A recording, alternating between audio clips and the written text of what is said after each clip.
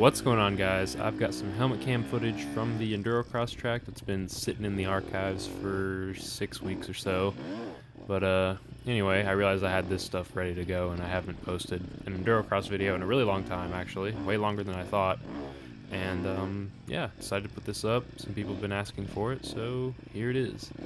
If you haven't noticed yet, there's a little bit of a different GoPro setting going on. I'm running the medium field of view instead of the wide. I tried it out this one day, and I don't know, it's okay. It gives you a little bit of a better perspective as to like how big things are, but it's a little too narrow. I wish there was something in between wide and middle, or wide and medium. I wish it was like a medium wide. That'd be pretty good. But a couple things to talk about, I guess. It's been a long time since I've done a commentary. A really long time.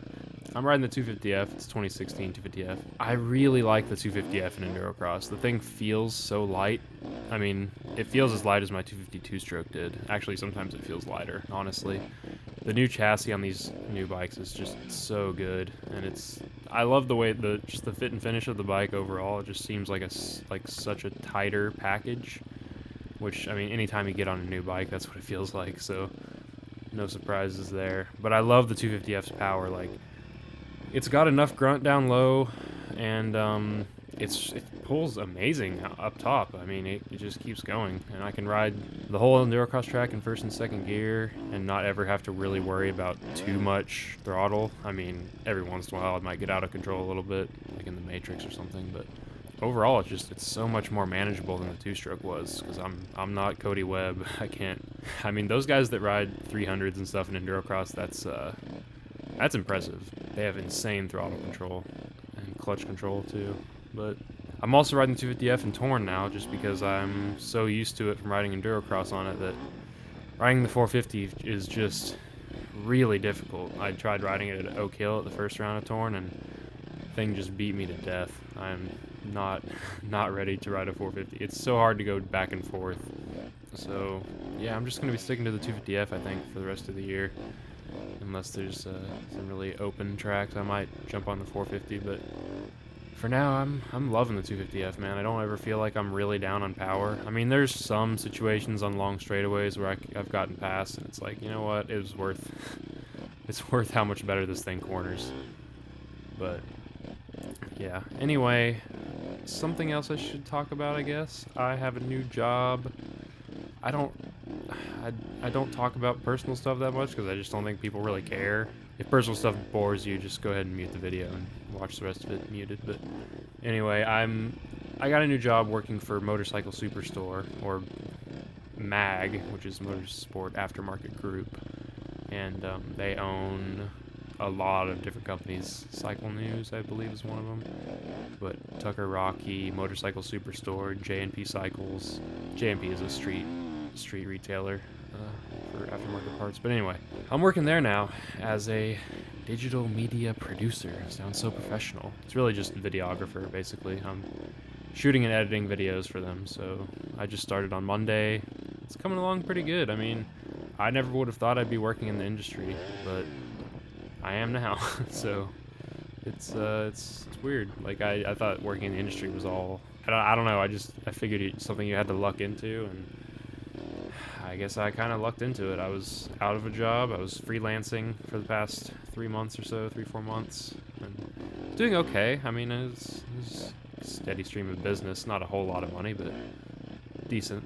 And then I saw this opening for MAG, and I was all over it, and I ended up getting it. So, and it's a good job, pays well, especially for a 22-year-old like myself. It's kind of weird being in an office setting for me, 8 to 5. It's a whole new thing for me, but hopefully it works out well for me. I think it'll lead to a lot of opportunities, and I'm getting along pretty well with everyone that works there. Oh, I rode like a goon through that. Anyway, yeah, it's cool. I think it's going to be fun. As far as the rest of the year, I'll be racing 3 Endurocrosses, I guess, 4 maybe. I'm doing the Tennessee Knockout as well, but that's going to be a heck of a stretch. It's like TKO is one weekend, then Atlanta Endurocross is the next, and then Sioux Falls Endurocross is the weekend after that. and I'll be doing all 3 of those back to back. Hopefully Mag lets me get away with that. I'll have to take off like 4 days in 3 weeks. Oh well, it's spread out over 3 weeks, so I don't think it'll be a big deal. But yeah, I'm also doing the Rocky Mountain Super Enduro, which is on June 25th or something like that in Colorado Springs, and that should be fun. Well, it's really Woodland Park, but Colorado Springs is like the closest big town. But yeah, I hope that I have some better results in Endurocross, especially the Nationals. I've done really well in the regional stuff, but the Nationals are a whole other deal. Tracks are so much harder. So yeah, I really want to do well in Endurocross. It's my jam, man. Anyway, this thing's about to cut off, and yeah, I hope you guys are enjoying what little content I'm posting. I'm sorry about that. It's just with the new job and stuff, I'm super busy, and hopefully I'll still find time to do this stuff. It's hard to be motivated to do this stuff when I've been working 8 to 5 on video stuff, but I'll still find the time to do it, and I hope you guys enjoy it for what it is, however infrequent or frequent it might be. So thank you guys so much for sticking with me. Let me know if there's anything in particular that you'd like to see, and yeah, I will talk to you guys later. Peace.